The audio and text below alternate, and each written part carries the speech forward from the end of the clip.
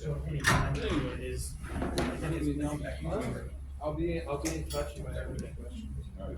I won't be able to talk. I'll see you. Did you go to the last? No, not last year, but if we do it again, I'll do it. Yeah. Yeah. I'll try and talk to. I mean, I might have to. Yeah, myself. I'll talk to Paul about maybe getting it set up again. We're gonna get started here in about a minute, so make sure you sign in, if not now, before you leave, please.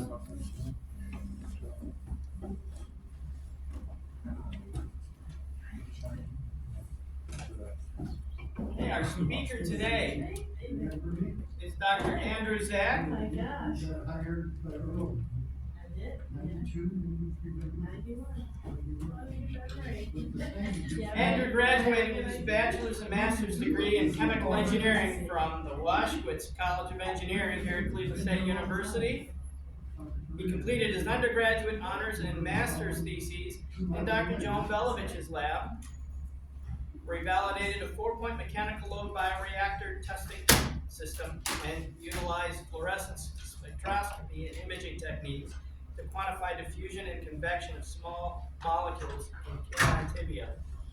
There's a lot more to the bio, but I don't want to steal his thunder. I'm sure that's what Andrew's going to be talking a lot about today. Sure.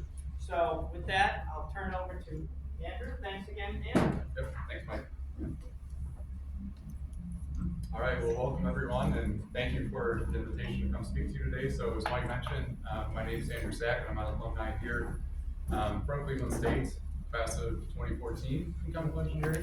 I'm currently an application scientist in the pharma group at Lubrizol, and today I'm really here to share a little bit more about my career journey in chemical engineering, going from undergrad through graduate school and through some of the industry experience that I've had, and really with a focus of applying chemical engineering toward applications in human health.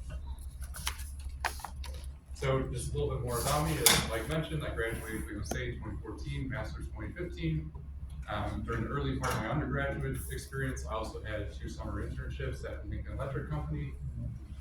But I was really geared toward academic research mind, and so I pursued a doctorate in chemical engineering from the University of Michigan, which I completed in 2023. And then more recently, life in industry, I've served 2 positions. So the first at Higman Pharmaceuticals over at their Bedford site as an analytical scientist in research and development. And more recently, actually just in the past 3 months, I joined Lubrizol as an application scientist in their pharma group. So to start, I'll give a little bit more background on my life at Cleveland State University. And I would say that really there were 2 pivotal moments and really opportunities that I took advantage of at Cleveland State that really shaped my career path toward academic research in the bio area. And so the first was the undergraduate and graduate research that I completed under the supervision of Dr. Belovich. And so our group looked at the transport and diffusion properties of small molecules in canine tibia. This work was completed in collaboration with Dr. Madura over at the Cleveland Clinic or Research Institute. And much of my master's work, the stipend was actually supported by the Ohio Space Grant Consortium, which had an interest in the applications of our work for astronauts who are subject to a lot of weightlessness for extended periods of time. And so we were interested in looking at the effect of mechanical loading of forces on the diffusion and convection properties of small molecules through bone. And so this was my first experience really with academic research. As I mentioned earlier, I had 2 previous experiences with summer internships at Lincoln Electric, and while those were a great introduction really to applications of chemical engineering in terms of process engineering, really I more gravitated toward applications in human health and really the possibility of being able to perform research. So it was here that I learned the nuts and bolts about designing, executing experiments, doing literature reviews, and really all the necessary components that it takes to really complete academic research.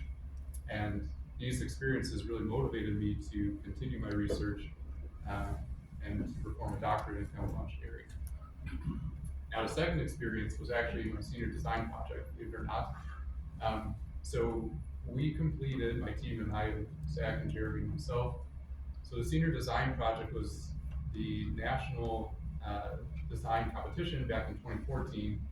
And the particular project for that year, we were tasked with designing a system to manufacture the next generation influenza vaccine using a disposable technology approach involving cell cultures.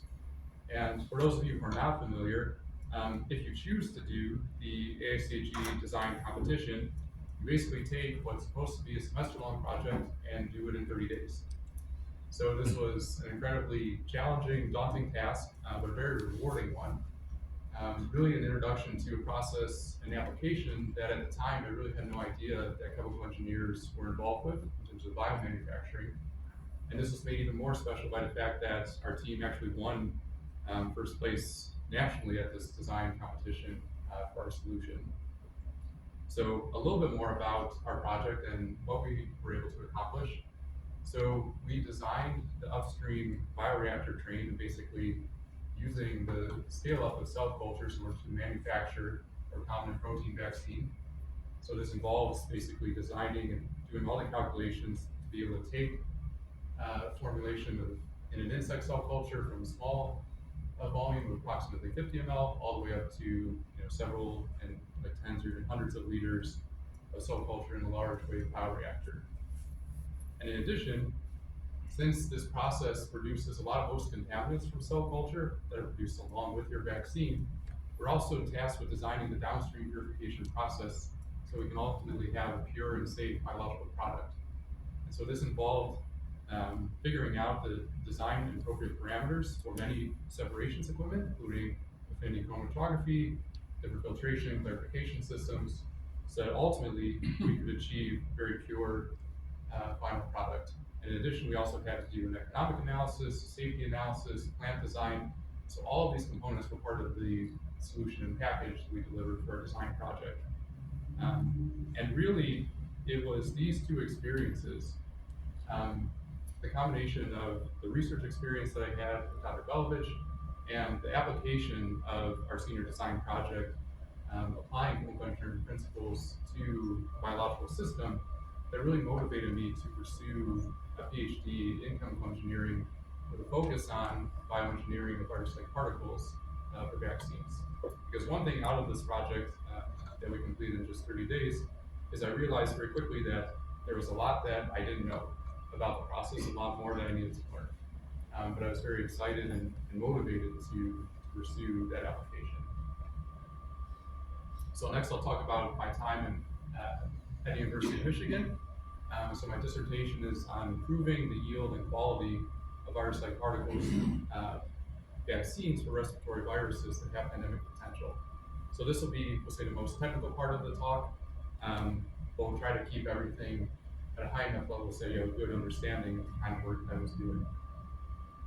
So I think everyone in this room is pretty keenly aware of the role and we'll say the impact of respiratory viruses on society, especially having lived most recently through the COVID-19 pandemic. But even prior to COVID-19, even seasonal and occasionally pandemic influenza has played a significant role and had a significant burden on our society. And so in the US, seasonal influenza typically causes a few millions of cases per year, several 100,000 hospitalizations, and tens of thousands of deaths in one given flu season. And one of the main challenges has to do with the lack of efficacy of our current influenza vaccines. So even in the best case scenario, in the best years, we're looking at about 60% vaccine effectiveness. And unfortunately, you can see years 2005, 2015, and even some of the more recent years where vaccine efficacy is incredibly low, so less than 20%. And so this remains one of the challenging problems with trying to develop a strategy to combat influenza. So very briefly, I'll talk a little bit about the influenza virus anatomy, if you will, since I'll be referencing a number of these proteins later on. But influenza is made up of a number of glycoproteins and structural proteins that are involved at different points in its infection and release. So the two main glycoproteins on the surface are hemagglutinin, HA, and then neuraminidase, NA.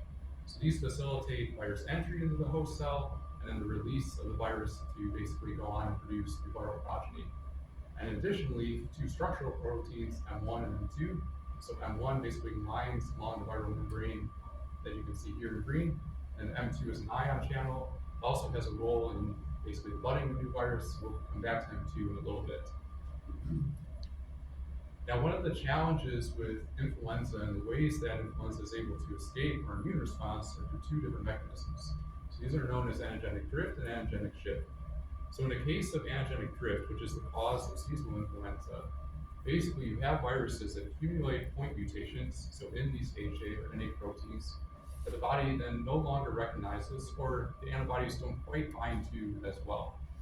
So then, in the case of what we say this drift from the normal proteins that our body is used to seeing, this virus then is able to then escape our immunity. And this is what potentiates the need for the uptake of our seasonal influenza vaccines each and every year.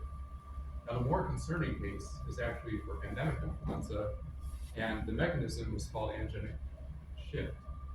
And so typically the mechanism is that if you have two viruses that are mixed and basically reassorted in an animal host, you can get the genes from one HA protein, for example, with the genes from another virus, and those genes can then mix. And so what ends up happening is you have a new virus strain that humans really haven't seen at all before, because previously this was only existing and adapting itself in an animal host. And in these cases, these can cause major pandemics. So many of you may remember 2009 swine flu pandemic with H1N1, and more recently, if you've been paying attention to the news in 2025, there's H5N1 pandemic that's currently spreading through the avian and bird system, and there have been a few human cases as well that we're keeping an eye on basically to see whether or not H5N1 would be the next pandemic candidate. But the idea of antigenic drift and antigenic shift, so the ways in which the virus is able to escape our immune responses, necessitates a critical need then to have scalable, broadly protective vaccines. And one of the challenges has to do with the way that influenza vaccines have been traditionally manufactured. So the traditional platform is an egg-based method.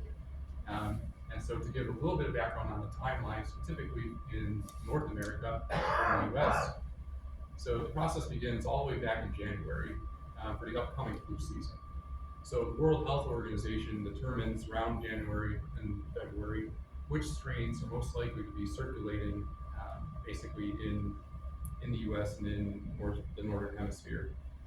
And so at that point, once those strains are determined, then vaccine manufacturing has to begin almost immediately. So the particular strains are combined with another strain that infects eggs more easily. And the process through really April through July and August is the infection of hundreds of millions of chicken eggs to produce the vaccine that's ultimately deployed then for that given flu season. And typically the two different types of vaccines that we can have are split or subunit vaccines. So this really is the predominant one, where basically the virus is then chemically treated. You have the individual HA and NA proteins that are then moderately purified, and that really ends up as your vaccine component. Additionally, I don't know if anyone here remembers the flu mist vaccine, but the other type of vaccine is the live attenuated one. So basically, you have a more or less weakened virus that really isn't able to replicate all that well in the upper respiratory tract, but then you still get a very solid immune response from that as well. But as you can see, the egg-based platform has a number of key disadvantages that really make it, let's say, suboptimal for combating influenza viruses, and even in the case of a pandemic. So you can see here that the timeline for production of the vaccines is at least 6 months, sometimes up to 9 months. This is also produced using live virus, so you have to have a number of safety protocols and facilities in place. There is a potential for egg-adapted mutations, especially with H3N2 strain. So the idea being that the virus that you were intending and the vaccine you were intending to make, if there's a mutation that occurs, it's not anymore the same vaccine that you wanted. And so now you're looking at suboptimal antibody and potentially T-cell response, and something that's not matched to the strain that you're trying to vaccinate against. And then additionally, this is one of the largest ones that we've seen actually play out this year. So the egg population is vulnerable to avian pandemics, particularly H5N1, which we've seen in the US. And all of these disadvantages, along with the ability of influenza to escape through its mechanisms, have led to limited vaccine effectiveness really over the last several decades. So when we think about designing a vaccine, in order to elicit a protective immune response, there are several key attributes that we really want in our vaccine. So ideally, we'd like a high degree of organization and repetitive structure so we can potentiate strong antibody and B-cell responses. And we'd like to have both these antibody and T-cell responses to really bolster our immunity. Now, if you look at the different vaccine types, you can see that each has its own advantages and disadvantages. So split or subunit vaccines typically have pretty strong antibody responses, especially because we've all been exposed to influenza previously. But because you're only purifying the individual proteins, you lack any higher organization of multiple protein structures together. And because there's also only the HA and NA proteins typically that are included, you lose out on T-cell epitopes from other proteins that may be useful and more broadly protected. But generally, they're also really regarded as safe because of the way in which they're purified and treated. For the live attenuated vaccines, you do have the higher order organization because you are still making a attenuated virus. So you get good antibody and T-cell responses. But one of the concerns is the safety aspect, and if one of these vaccines could ever turn back into virulent because of its ability to potentially mutate inside the body. So if we think about if we could design an ideal vaccine candidate, one of the ideas we can come up with is a virus-like particle. So the virus-like particle is highly immunogenic because, as you can see, it has a highly repetitive, organized structure, basically mimics the virus, but it lacks any genetic material. So you're not having to worry about the safety issue of this virus-like particle becoming infectious. And these are produced by recombinant methods. So it's a lot easier from the safety standpoint where we're not using live virus. These can be completed at BSL-2 facility instead of BSL-3 or higher. And in theory, there have been several examples too where these virus-like particles are highly tunable. So you can incorporate multiple subtypes of hemagglutinin or broadly protective antigens, as well as a number of immunostimulatory molecules to further boost that immune response. And so the field of virus-like particles has really been around in terms of research and development stage for about 2 decades. But there are a number of challenges to really push VLPs forward as next generation vaccines. So it remains challenging to utilize VLPs as broadly protective responses, and in particular this has to do with a lot of the difficulties incorporating certain antigens that are more broadly protected. We'll see an example of this in my work coming up. In terms of the literature, there's also inconsistent benchmarking among VLP designs. So a lot of the key parameters like the yield and quality for certain vaccine designs are also missing, which makes it a little bit more difficult to then figure out which vaccine designs are more optimal and really why they're optimal. And in terms of evaluating the immunogenicity and elucidating mechanisms of protection, this is a very costly, time-consuming process, but a very important one. And so I'll also present a little bit more on some of the ways and new applications in which we're trying to do that. So I had the opportunity to work on several different projects throughout my PhD, really focusing on improving the yield and quality of virus-like particle vaccines. So primarily focused on influenza, but also had the opportunity because my PhD happened to be during the SARS-CoV-2 pandemic. So we had to pivot a little bit and also take on a COVID-related project and application. And then I also did much work really getting our labs, animal models, and work off the ground so we could actually evaluate the immunogenicity and efficacy of these vaccines. So I won't, of course, go through all of these projects today, but we'll take a look at one example just to give you the kind of flavor of what I was working on in my PhD. So when thinking about incorporating broadly protective antigens, especially against influenza, one of the good candidates that we find is the ion channel M2. And so M2 is an ion channel that has an ectodomain, transmembrane domain, C-terminal domain, and primarily previous research groups were focused just on the ectodomain. This is the main component endpoint toward which an antibody response would be made. However, we noticed that there could be much vaccination potential in expressing and incorporating full-length M2 into the virus-like particle. And the reason for that is because there are a number of conserved T cell epitopes, and these are conserved across multiple species, which becomes very important then when you think about designing vaccines that are going to be protected against antigenic shift or the mixing of viruses in other host systems. In addition to the vaccination potential, there's also the production potential that influenza M2 has to offer.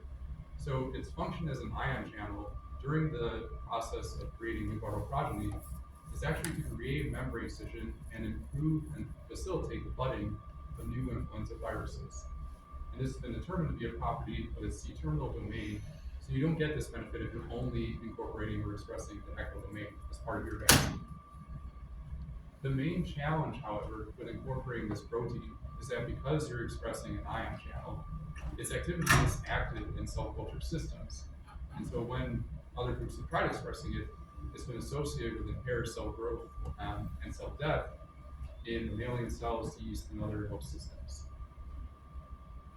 So my project goal was to evaluate whether we could express M2 in SF9 insect cells, which is the same platform that we were utilizing for my senior design projects in insect cell culture, and to see then if we could more efficiently incorporate influenza M2 into virus-like particles. And so here I'm using what's known as the baculovirus insect cell system. So the idea here is that you use this baculovirus as a vector, basically to deliver the genes that you want to express in your insect cells, and then have the insect cells express these proteins under latent promoters that give you high protein expression.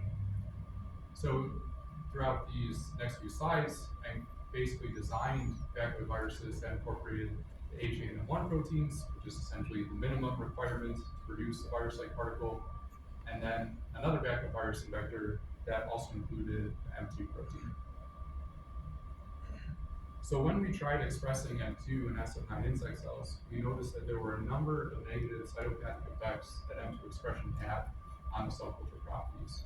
And so very quickly, these involved an irregular morphology, where instead of these larger swollen cells, we started to see the severe and spindle morphology.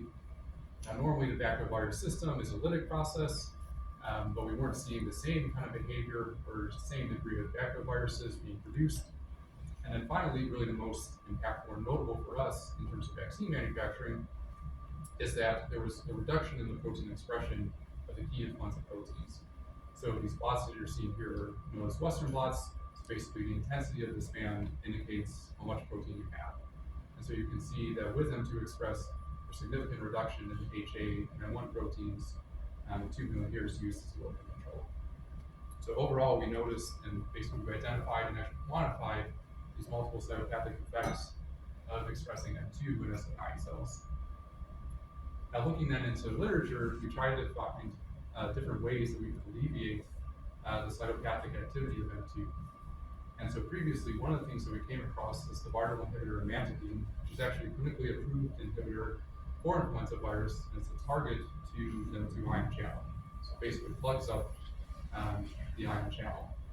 And so when we applied increasing concentrations of amantadine into the cell culture, we immediately noticed there was improvement in the cell culture attributes. So we no longer saw this aberrant spindle morphology. We started returning closer to the normal baculovirus characteristics that we would expect for this system.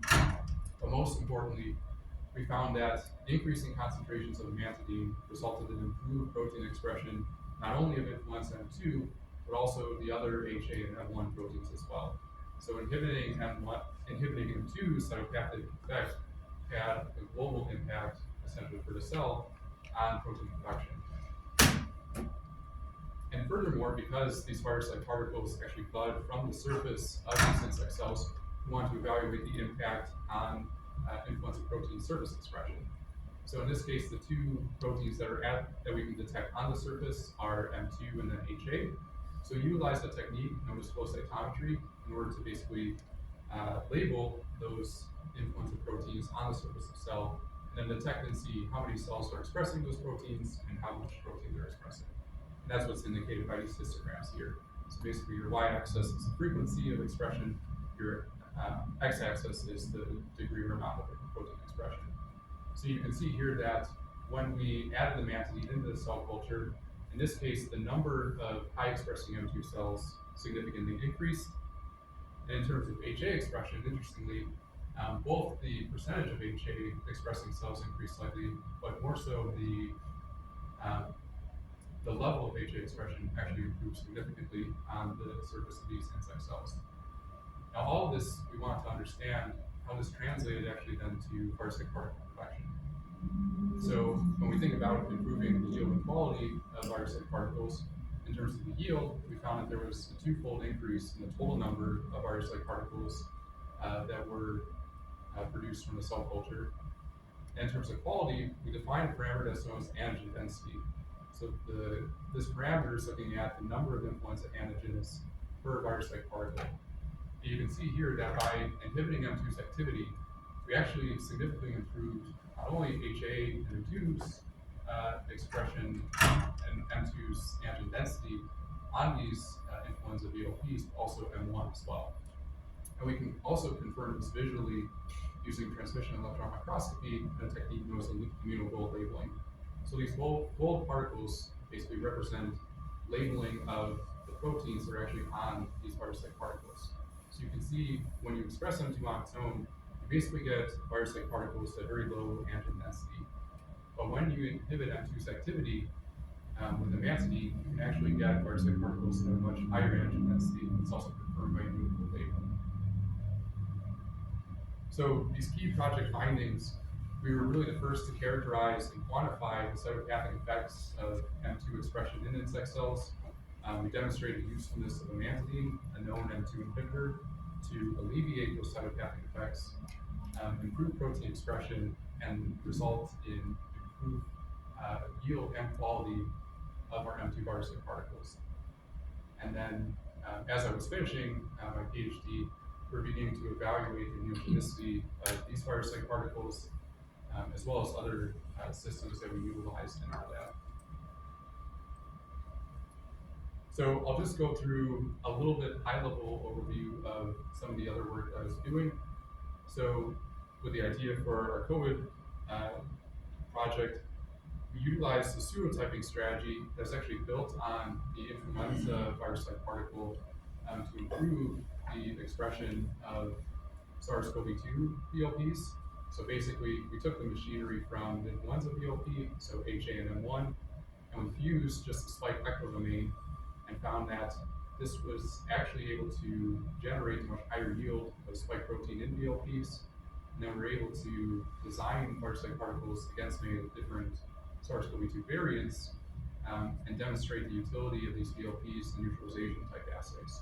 And that's really key because typical neutralization assays involving live virus have to be completed at BSL-3 level because of the basically because of the characterization of these of SARS-CoV-2 as BSL-3 level security.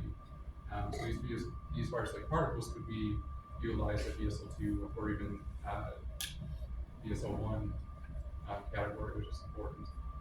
And then finally, also did much work, as I mentioned earlier, leading the development of our animal models to evaluate vaccine efficacy. And this was really in support of a few additional projects. So we utilized a mass cytometry approach and developed what's called IGATE to basically improve the immune monitoring when we look at infection and vaccination responses. So basically, I'll go over this technology a little bit, but we were able to perform high-dimensional analysis that enables us to identify for 20 different cell types all the cytokines that they're producing and all from the same sample, which is a very powerful technique when you're trying to understand the role of immune cells in influenza infection and vaccination. And then I also supported much of the work that was actually engineering another host cell system, so Saccharomyces cerevisiae or yeast, for the production of virus-like particles. And we're actually able to demonstrate that our yeast-based virus-like particles show complete protection against influenza challenge in this mouse model as well. So very briefly, just on the immune profiling.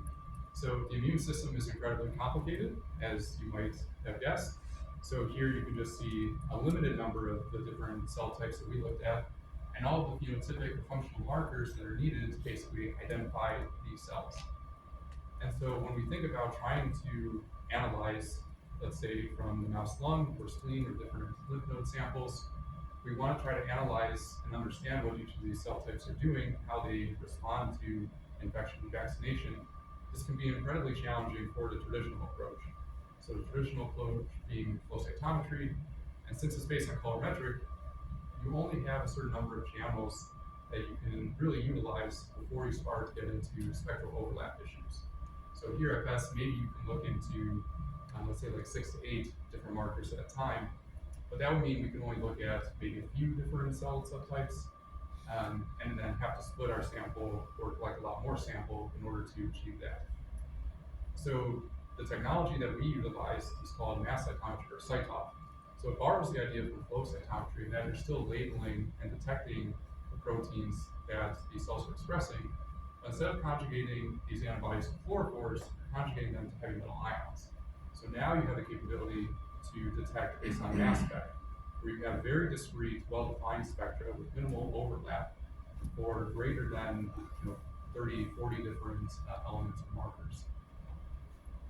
And so just to give you a sense of how we utilize this, so we utilized CyTOF to look at the immune landscape during influenza infection in the mouse lung. So we're able to utilize high-dimensional data analysis techniques to look at different cell types, how they change over time, what are the different cytokines that they're expressing.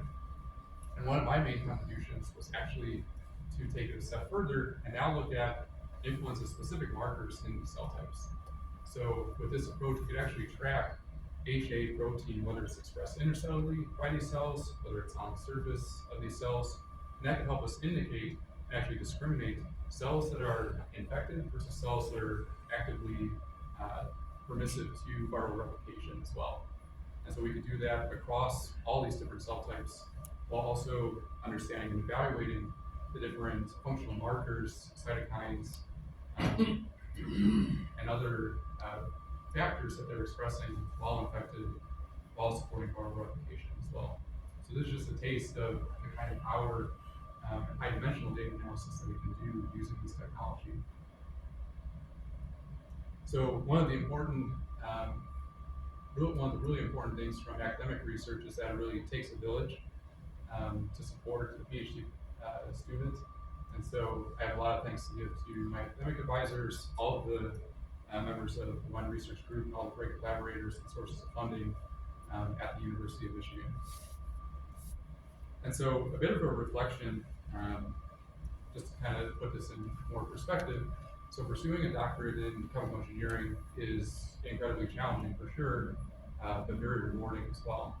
And really, this allowed me to expand my skill set into very diverse, not only in the subject areas, so certainly I've gotten more into synthetic biology, microbiology, immunology applications through this research, but also the exposure to really different analytical techniques, the opportunity to do animal models and vaccination research, some computational work, doing high-dimensional data analysis with the CyTOF data, but more so really honing in on communication skills, critical thinking, and the independent design and execution of experimental research.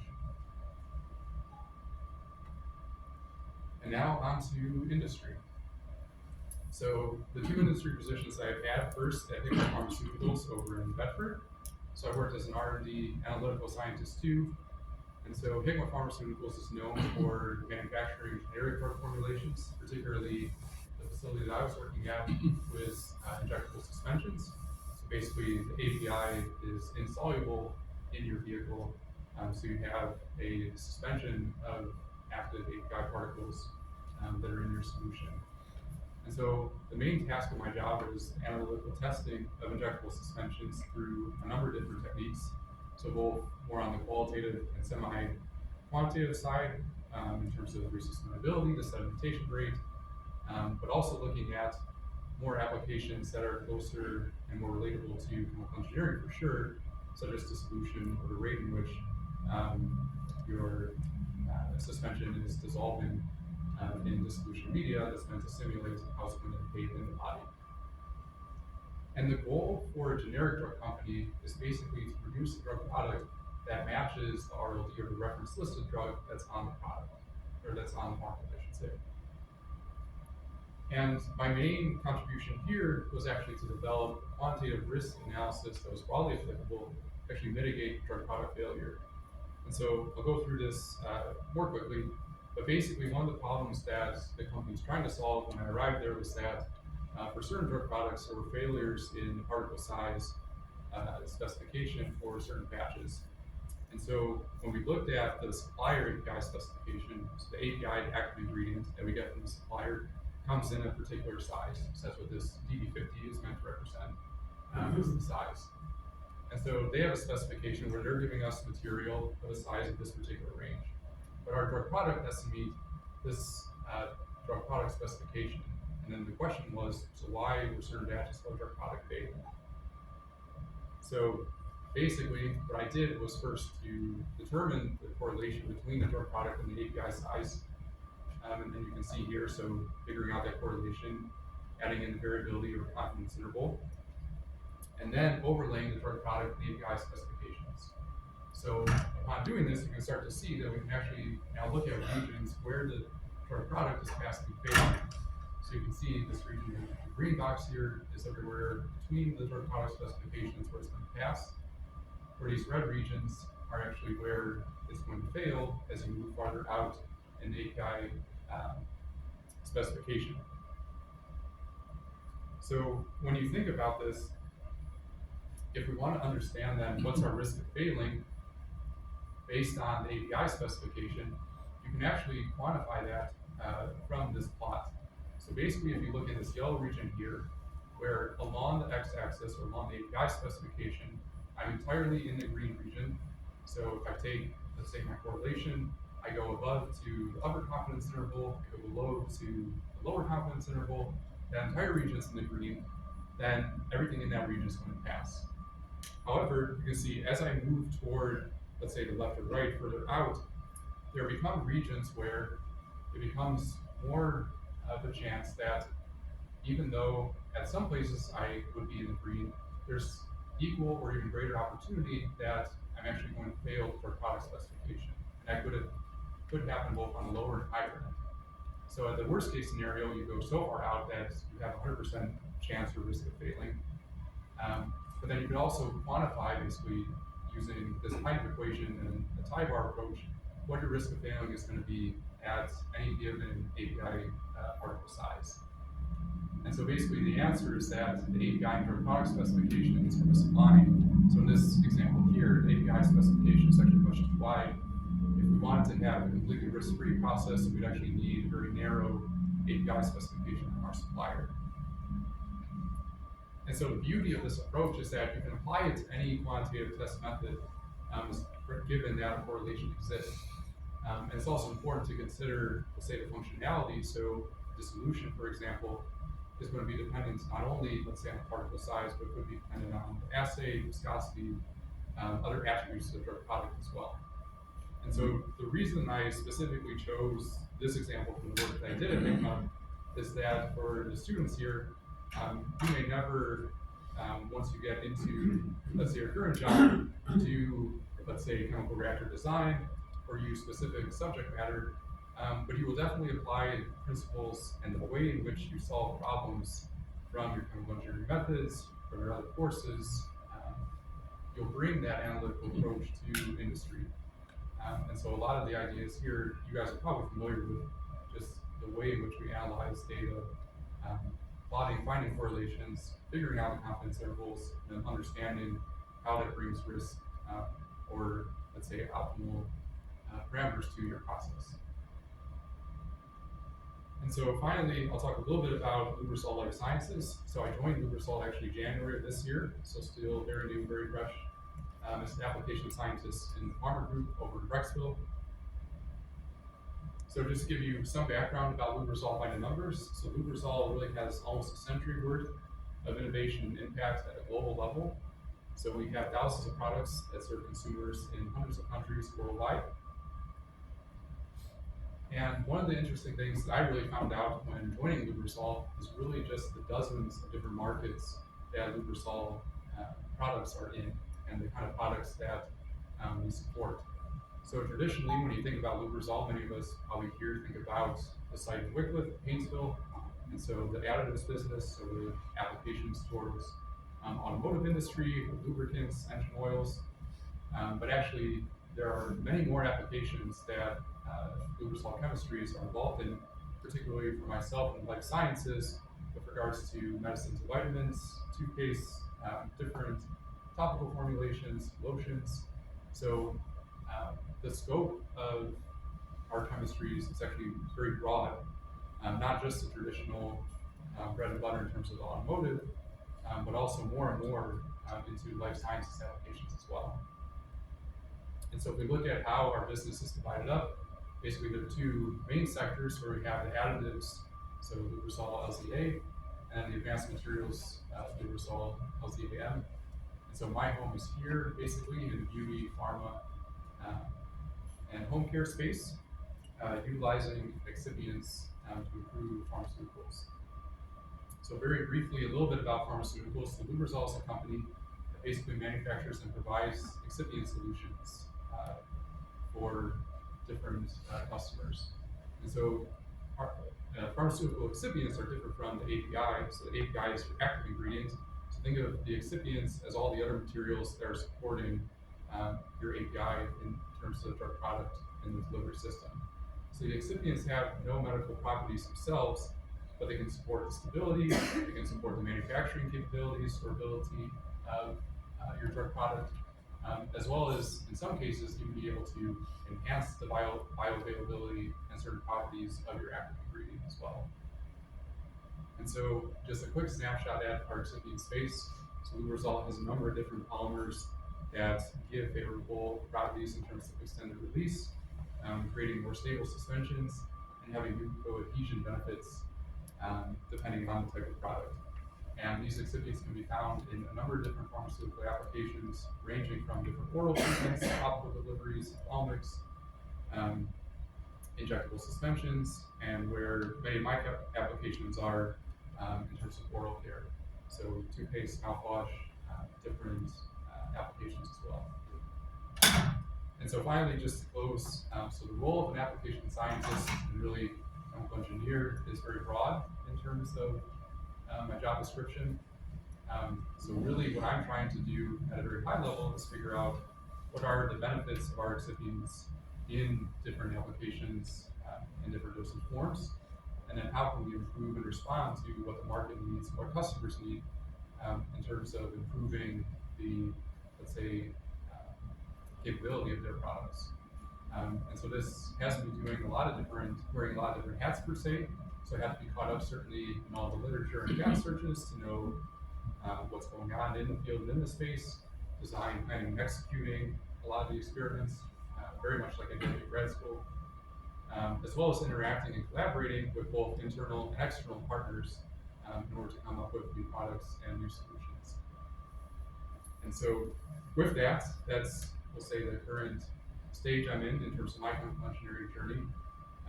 So happy to invite any questions, and then also have some discussion points, especially for students here, about what are the things that you can be doing now. So I'll kind of go through these quickly, and we can discuss a lot more if you have questions. But first and foremost, I would say for those who are currently looking for positions and really trying to understand what are the different chemical companies that are in the area, whether they be the traditional applications that we think of, or more the biologics.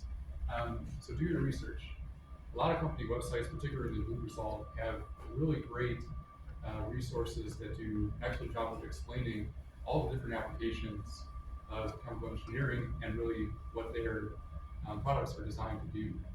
But also LinkedIn is a great source. News articles staying up to date on the technology trends are very important. So I would actually recommend, and we'll say give you a little bit of homework or challenge. So block off some time on your calendar to actually go through this exercise And the reason I say that is it's important to know, especially if you're looking for jobs here in the Cleveland area or other areas, what are the chemical companies and places for which you can be working for? And what are the kinds of applications that are really motivating you, per se? So for me, it was definitely the case that I was more motivated by bio applications. And really until I actually looked at Lubrizol's website and started researching more and more, I really had no idea at first that Lubrizol was even involved in the life sciences area. I'd also say for students now, get your feet wet. So definitely try and go after internships, co-ops, university research, even starting with shadowing opportunities, again, to learn more about chemical engineering as an industry, but also to see what you really like and where you fit. Networking, like the kind of presentations and activities are here today. I know ASHE, your local chapter, does a phenomenal job with a number of different events, really, each month, every few weeks. But also take advantage of company and university events, especially when they're here on campus. So that's some of the easy ways in which you can get exposure, and again, get more information. And finally, this one I would say, especially more and more, diversify your skills. So obviously, I can speak from experience. Chemical engineering is a very challenging curriculum. So I've been in your shoes before. I know how much time it actually takes. But I would say that in terms of not just what companies are looking for, but more what will be useful to you when you get into industry are additional skills, especially in the data science, in artificial intelligence. And many companies aren't going to have people necessarily dedicated to, be the experts in that area. That'll often be you when you get hired into the position. So as you have time and as you kind of see, find different skills and different activities that you're really passionate about. Because that really helps too, especially allow you to separate yourself from other candidates, from other, let's say even disciplines, let's say like chemistry or polymer engineering, all these different ones that you'll also be, let's say, competing or applying in your positions. And my recommendation for this, there are a lot of great structured courses. I'm sure Cleveland State probably has these that you can take for classes, but even LinkedIn and YouTube are great resources to get involved with these at this point. So at that point, I'll stop talking now, but if you have any questions, I'm happy to answer.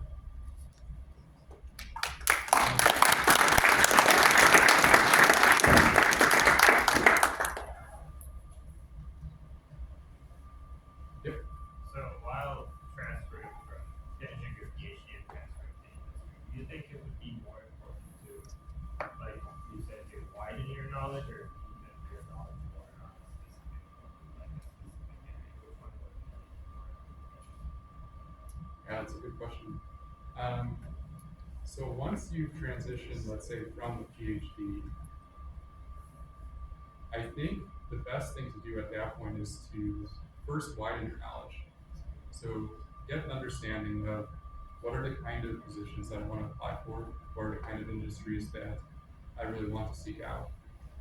You'll get a sense of that when you start looking at different job applications, different career postings essentially. And even from reading those career postings or job descriptions, you'll start to see some of the other skills that they're looking for. Whether it's advantages in, experience in data science, artificial intelligence. Usually companies will also look at, here are the basic skills, but then here's let's say the gravy on top that if you also have, that would be great. So looking at those positions then, I would say start wide in terms of casting your net, but then you'll start to see certain themes like, okay, data science is something that I'm coming across a lot more. This particular company uses a lot of 3D printing, and how could I think about applying that to enhance my skill set? So you really kind of have to do like both in a sense, but it's almost for somewhat like different reasons. If you have time, I say if you're an undergrad, it'd be nice to acquire and diversify one of these skills, but you can also think about doing it as you move along in your career and in your profession as well. So you'll start to see how you can use these tools. Like AI, a lot of it is like from the efficiency aspect. So even just starting to learn some of the basic, how to use the Copilot, some of the coding things, that can go a long way as well. And it'll be great when you know, get to an interview and you can also, demonstrate, hey, this is an additional skill that I have that not necessarily everybody's going to. Thank you.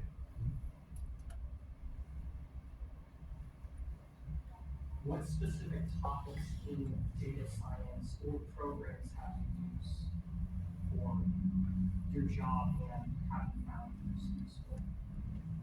Yeah. So in terms of data science, most of what I've utilized so far has been during the PhD or the high dimensional data analysis. So they're basically some programming and different kinds of analysis are specific for handling large data sets. So a lot of these involve some MATLAB programming, occasionally some Python. I'd say in terms of industry, haven't applied too much yet. Most of it has been utilizing things like Microsoft Copilot.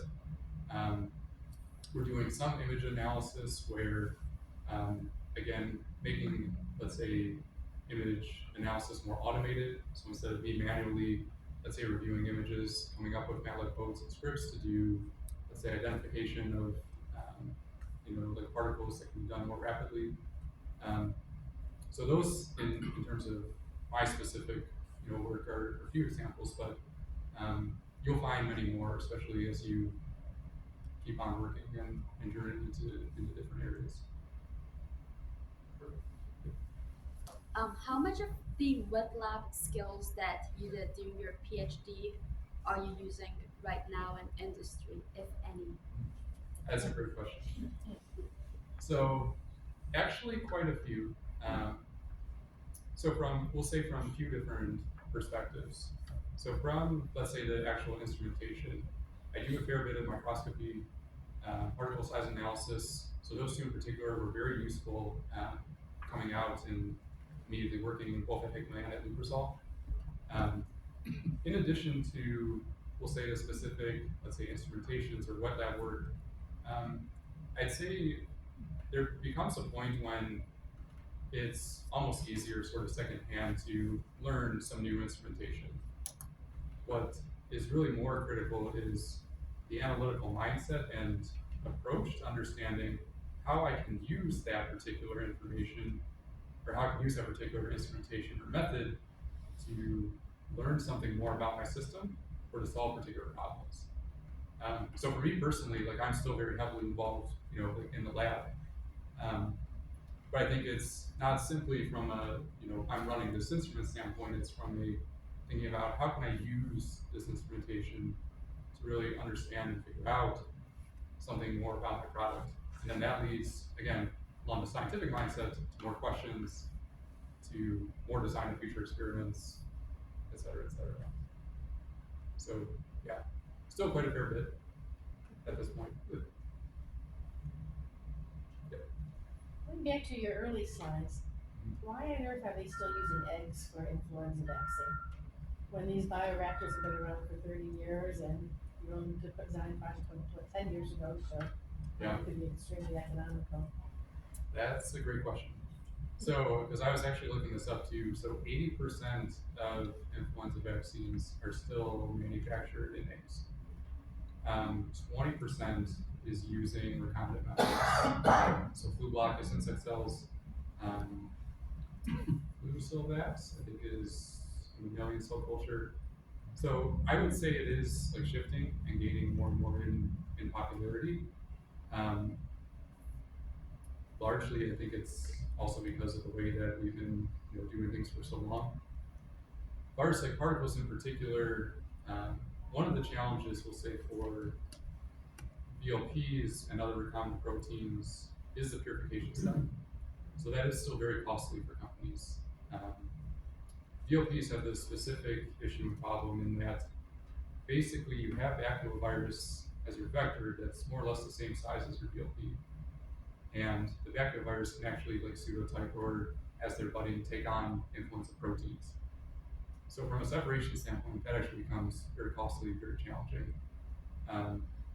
So my thinking, and probably one of the key challenges is still the purification process for recombinant still gotta purify from all the stuff that's in the eggs, right? That's also true. You just say you only have the small cells there to separate from. Yeah, so different kind of components for sure. But yeah, I think largely, you know, with time, that'll eventually be replaced, but it's also hard to break into systems that have been existed since, you know, many centuries. And Yeah.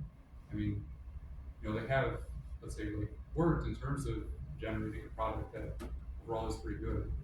But now I think to really get into higher vaccine efficacy in the case of a pandemic, I think when the way it played out in 2009, 2010, the egg-based system really wasn't effective at all in creating a rapid vaccine. Really, those vaccines I don't even think came out until really the following year or like years after.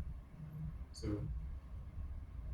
there's certainly still the need for switching to recombinant methods, especially when you consider trying to address pandemic needs where you need it a lot more quickly than the 6 to 9 months.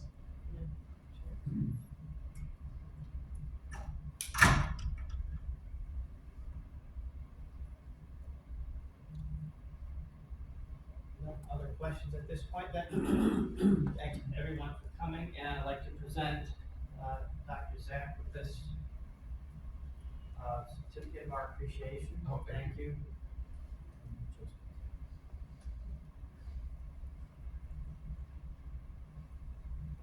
Okay. Thank you so much. Thanks again for coming out.